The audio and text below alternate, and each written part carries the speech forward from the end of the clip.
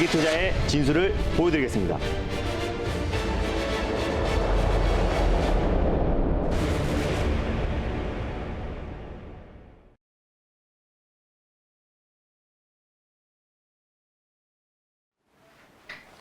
안녕하세요. 달릴까 말까 정수현입니다. 안녕하세요. 엠뱅골드 김준호 매니저입니다. 네, 어제 지지부진한 시장 후에 네. 오늘은 좀 시장 상승이 나와줄 줄 알았는데 좀 밀리고 있는 모양새입니다. 오늘 시장 어떻게 바라볼까요? 네, 맞습니다. 일단 간밤에 이제 미증시가 이제 10년물 미국 국채 금리가 이제 사상 최고치를 기록을 하면서 일단 이제 안전자산에 대한 심리가 다시 한번 확대되면서 증시 자체가 좀 혼조세를 보였어요. 그래서 네. 그 여파로 이제 국내 증시도 장 초반에 좀 약세 흐름을 좀 나와주고 있는데 일단 이제 국채 금리 관련해서는 이론적으로는 그렇지만은 지금은 이제 경기 부양책에 대한 기대감이 더욱더 증시에 강하게 유입되고 있고 또 일시적인 좀 조정으로 판단되고 있습니다. 그래서 당분간은 제가 이제 박스권 장세가 이어질 수 있을 거라 말씀을 드렸었고요. 이럴 때일수록 이제 종목 장세가 더욱더 심화된다라고 설명을 드렸습니다. 그래서 뭐 대형주라든지 또 그리고 IT 또 그리고 최근에 HLB 여파로 인해서 지금 중소형 제약바이오, 대형 제약바이오 종목들이 일제히 좀 조정이 나와주고 있는데 오히려 이럴 때일수록 이제 개별 모멘텀이 확실하고 실적까지 뒷받침되는 종목들만 지금 급등이 나와주고 있는 모습입니다. 여전히 쿠팡 관련 종목들 강하게 상승이 나와주고 있고요. 또 가상화폐 관련 종목들도 또 그리고 오늘 결제 관련 종목들도 오늘 강하게 상승이 나와주면서 실적이 뒷받침되고 또 그리고 시장과 상관계수가 좀 적은 종목들이 강한 상승이 나와주고 있는 시장 흐름이다라고 판단되고 있습니다. 그래서 이런 시장일수록 오히려 또 확실한 종목들로 또 그리고 조정 시 매수의 관점으로 접근했을 때는 더욱더 좀 강한 수익을 챙길 수 있는 기회의 장이다라고 판단되고 있습니다. 네, 알겠습니다. 오히려 기회의 장이다라고 말씀을 해주셨는데요. 네. 오늘 쿠팡 관련주들 역시 네. 잘 가고 있습니다. 그중 하나가 또 제지주들인데 네. 테림 포장을 1월 29일에 소개해 주시고 나서 또 좋은 흐름을 나타내고 있습니다. 한번 리뷰 들어가 볼까요? 네, 맞습니다. 일단 쿠팡이 뉴욕 증시에 상장한다고 하더라도 사실상 제지 관련 종목들이 직접적인 수혜를 받기는 제한적인데 테마성으로 강한 상승이 나와준다라고 보시면 될 것 같습니다. 그래서 네. 대형 포장은 상한가에 진입했고요. 테림 포장 같은 경우는 사실상 골판지 관련 국내 점유율 1위 기업인데도 불구하고 대형 포장만큼의 큰 상승은 나오지 않고 있지만 전일 그래도 제가 말씀드렸던 2차 목표가는 강하게 돌파를 해줬습니다. 제가 목표가를 6,600원 라인대를 잡아드렸는데요. 전일 6,600원을 돌파했기 때문에 수익을 챙기신 데는 어렵지 않았을 거라 판단되고 있고 한 24%, 22% 정도 수익이 찍히지 않을까 판단됩니다. 그래서 지금 현재 보유하고 계신 분들은 이미 또 지금도 1차 목표가 위에 위치해 있어요. 6,000원 위에 위치해 있기 때문에 익절 라인대만 다시 한번 넉넉하게 6,000원 라인대를 익절 라인대로 잡고요. 다시 한번 2차 목표가로 잡아드렸던 6,600원 라인대를 다시 한번 목표가 설정하셔서 대응하셨으면 좋겠습니다. 수익 축하드립니다. 네, 수익 축하드립니다.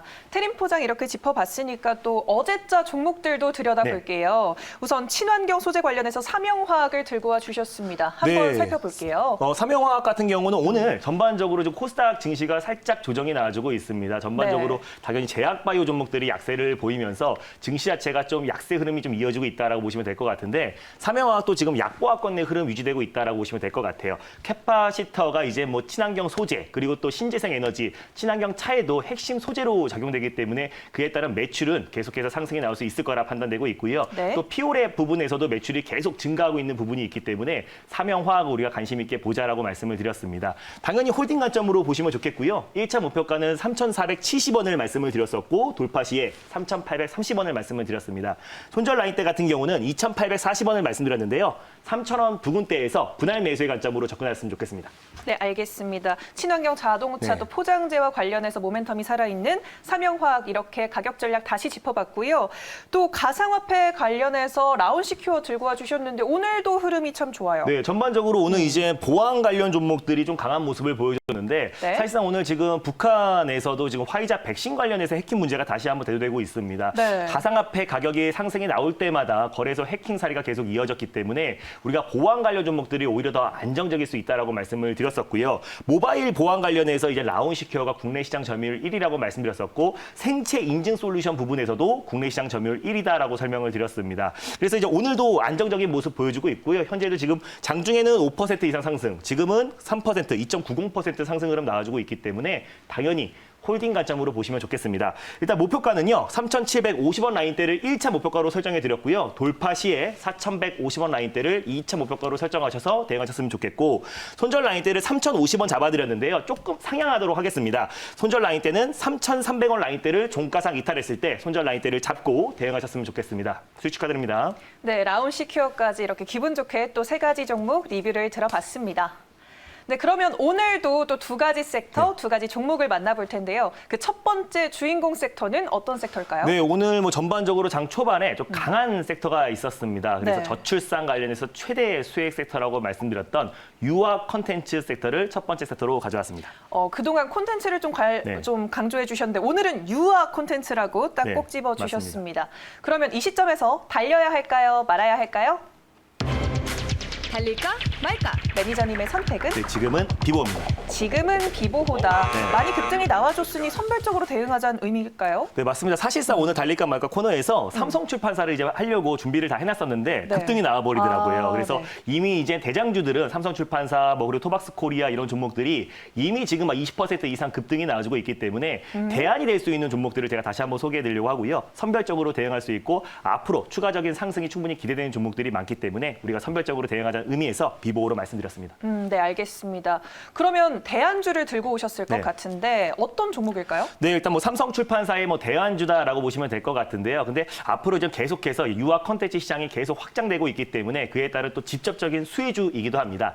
첫 번째 종목은요, 캐리소프트를 첫 번째 종목으로 소개해드리겠습니다. 네, 오늘의 첫 번째 종목 네. 캐리소프트를 들고 와 주셨습니다. 대안주라고 말씀을 해주셨고요. 네. 현재 구간 어떻게 흘러가고 있는지 화면으로 만나보도록 하겠습니다. 캐리소프트 역시 강한 흐름 나타내고 있네요. 7.35% 상승하고 있고요. 5,260원 선 지나가고 있습니다. 어떤 재료들이 있을까요? 네, 일단 K소프트를 가져온 이유를 직접 표를 보면서 말씀드리도록 하겠습니다. 일단 2020년도 10월 29일 날 특례 상장한 기업이다라고 보시면 될 것 같고요. 캐리TV라고 유튜브 채널을 운영하고 있는데 벌써 구독자가 200만 명을 돌파를 했습니다. 그래서 인기 캐릭터인 이제 뭐 캐리와 케빈을 이용해서 키즈 콘텐츠 사업을 영위하고 있는 기업이다라고 보시면 될 것 같은데 일단 그 콘텐츠로 인해서 여러 가지 사업을 확대하고 있는 기업이다라고 보시면 될 것 같아요. 그래서 콘텐츠 부분에서만 이미 매출 비중이 35%, 31% 정도를 차지하고 있고요. 그 외적으로는 뭐 공연이라든지 영화, 키즈 카페 등 다양한 사업을 하고 있다라고 보시면 될 것 같습니다. 그래서 캐리 TV 유튜브 구독자가 200만 명을 돌파했고 이제 컨텐츠 매출이 이제 30% 돌파했는데 이제 2월 중순부터 이제 미국, 영국 그리고 영어권 국가들에게 즉 글로벌 시장의 정식 서비스가 이제 본격적으로 될 것으로 판단되고 있고요. 근데 이제 매출 자체가 조금 저조했습니다. 작년에 이제 특례 상장한 기업인데 지금 적자를 기록하고 있어요. 그래서 3월 달에 이제 우리가 이제 감사 보고서 그 제출 기한이고 그리고 또 상패신이 돌입했기 때문에 실적에 뒷받침되는 종목을 보자라고 말씀드렸었는데 특례 상장한 업체이기 때문에 영업이익이 적자이라고 하더라도 이제 포함되지 않습니다. 그렇기 때문에 실적이 계속 적자가 나온다고 하더라도 매출 부분만 안정적인 흐름만 유지된다면은 그에 따른 뭐 상패에 대한 그런 걱정은 절대 안 하셔도 좋을 것 같고 오히려 지금 이 영화 컨텐츠 부분 외에는 영화랑 또 그리고 키즈 카페 그리고 또 이제 공연 같은 부분에서 매출 비중을 많이 차지하고 있다라고 말씀드렸었는데 당연히 이제 2020년도에는 이제 코로나 여파로 인해서 뭐 공연, 영화 그리고 키즈 카페 매출이 줄어들 수밖에 없고 그에 따라서 영업이익 부분에서 적자를 기록했다. 다만 올해부터 이제 코로나가 이제 백신이 도입되고 있고 그에 따라서 집단 면역이 생겼을 때는 또 그동안 적자를 보였던 뭐 키즈 카페라든지 영화 그리고 또 공연 부분에서 매출이 다시 한번 흑자 기조로 돌아설 가능성이 굉장히 높다라고 좀 판단되고 있습니다.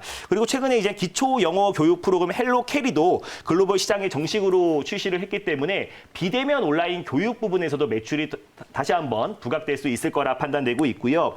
지금 중국의 지금 요쿠 그리고 아이치, 텐센트 비디오 3대 비디오 플랫폼에도 지금 출시가 됐고 또 이제 중국의 국영방송이라고 할 수 있는 CCTV가 모바일 서비스를 하고 있는 양스핀에도 헬로 캐리가 지금 이제 출시가 됐기 때문에 그에 따른 매출도 계속해서 도모될 수 있을 거라 판단되고 있습니다. 그래서 이제 향후 이제 미국 그리고 동남아 시장에도 계속해서 확장을 목표로 하고 있기 때문에 그에 따른 매출이 올해 본격적인 턴 어라운드가 기대될 수 있을 거라 판단되고 있고요. 예전에 제가 이제 저출산 관련해서 항상 뭐 장난감이라든지 그리고 유아용 의복 같은 경우가 뭐 아가방 컴퍼니, 보령 메디아스 이런 종목들이 저출산 관련해서 최대 수혜주라고 말씀드렸었는데 이제부터는 이제 유아 콘텐츠 관련해서 가 새로운 저출산 수혜주다라고 말씀을 드렸습니다. 그래서 올해 2019년 기준에 40조 원 이상 키즈 산업이 시장 규모가 계속 점차 확대되고 있는 모습이고요.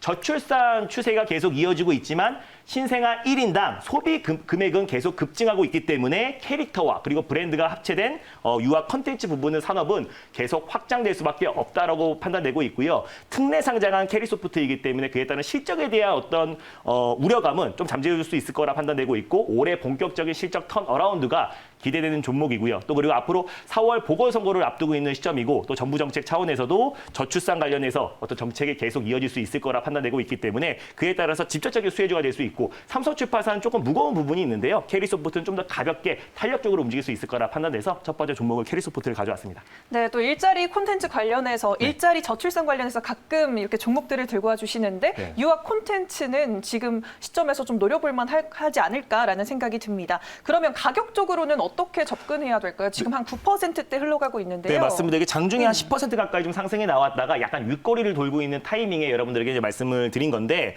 제가 일단 원고를 보냈을 때는 한 4.49%대에서 이제 말씀을 드렸어요. 그래서 아까 네. 7%대에서 아마 1차 매수를 하셨을 거라 판단되고 있습니다. 꼭 분할 매수의 관점으로 접근하셨으면 좋겠습니다. 그래서 유아 콘텐츠 관련해서는 제가 올해 상반기 같은 경우는 엔터와 콘텐츠 관련 종목들을 주목하자라고 말씀드렸었고 그 안에서 유아 콘텐츠 사업은 계속해서 저출산 수혜까지도 같이 맞물리면서 더욱더 큰 상승이 나올 수 있을 거라 판단되고 있습니다. 그래서 네. 현재가 부근에서요. 1차 매수의 관점으로 접근하셨으면 좋겠고 손절 라인대를 4,600원 라인대를 가져왔습니다. 그래서 4,700원이나 4,800원 라인대에서 분할 매수의 관점으로 접근했으면 좋겠는데 캐리소프트 같은 경우는 아직까지 주가적인 위치도 굉장히 매력적이다라고 판단되고 있어요.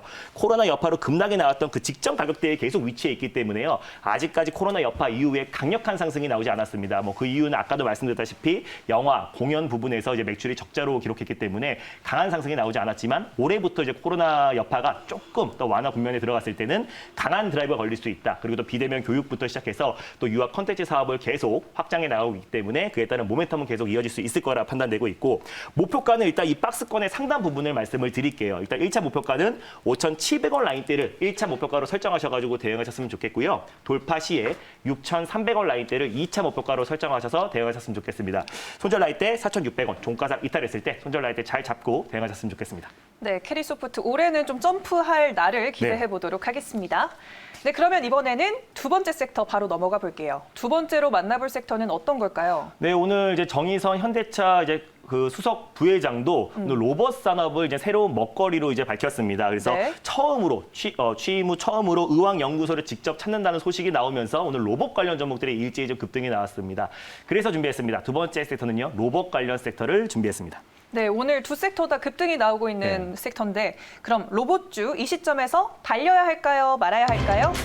달릴까 말까? 매니저님, 네, 지금은 비보입니다. 지금은 비보보다 이유 한번 들어볼게요. 네, 일단 오늘 로봇 관련 종목들이 여전히 이제 급등이 나와주고 있고요. 네. 또 이제 LG 구광모 회장도 또 삼성에서도 새로운 먹거리로 로봇 산업을 꼽았습니다. 그래서 로봇 관련 종목들이 일제히 급등이 나왔고 오늘 또한 뭐 T로보틱스, 유진로봇, 로보로봇 관련 종목들이 일제히 좀 상승이 나와주고 있는데 네. 앞으로도 이제 특히 로봇 또 AI 산업은 언택트 시대에 계속 확장될 수밖에 없을 거라 판단되고 있고 또 여러 굴지의 대기업들이 잇따라서 또 새로운 먹거리로 로봇 산업을 꼽았기 때문에 또 중국에서도 이제 5G와 로봇 산업에 또 1,700조를 투자하겠다고 밝혔기 때문에 그에 따른 산업 모멘텀은 계속해서 이어질 수 있을 거라 판단되고 있습니다. 근데 이제 그 관련 종목들이 또 오늘 일제히 좀 급등이 나왔습니다. 그래서 대안이 될 수 있는 종목을 좀 소개해드리고자 비보로 말씀드렸습니다.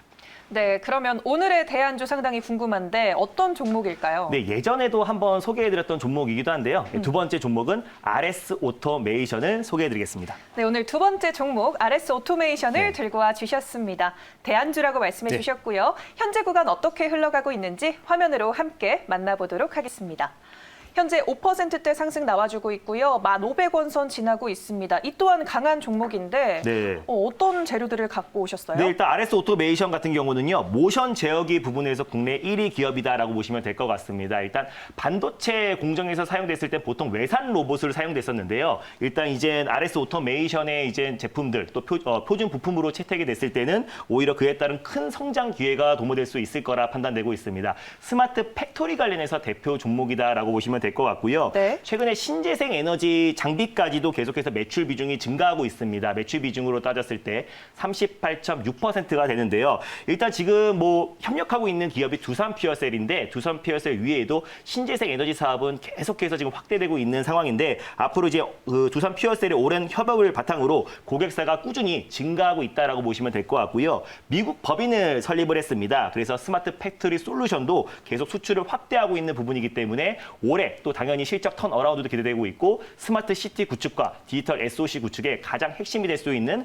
스마트 팩토리 관련 가장 대표 종목이라 판단돼서요. 오늘 지금 로봇 관련 종목들이 일제히 지금 급등이 나와주고 있는데 대안이 될 수 있는 RS 오토메이션을 두 번째 종목으로 가져왔습니다. 네, 미래 먹거리를 통해서 매출이 상당히 잘 이어나가고 있는 기업으로 보이는데 네. 그럼 목표가 어떻게 설정해 볼까요? 네, 일단 뭐 현재가 부근에서요. 1차 매수의 관점으로 접근하셨으면 좋겠고 제가 손절 라인대를 9,200원 라인대를 가져왔습니다. 그래서 최근에 상승이 나왔을 때 저점 라인대를 이제 손절 라인대로 가져왔는데 당연히 종가상 이탈했을 때 9,200원 손절 라인대 잡고 대응하셨으면 좋겠고 9,300원 또는 9,500원 부근대에서 2차 매수의 관점으로 접근하셨으면 좋겠습니다.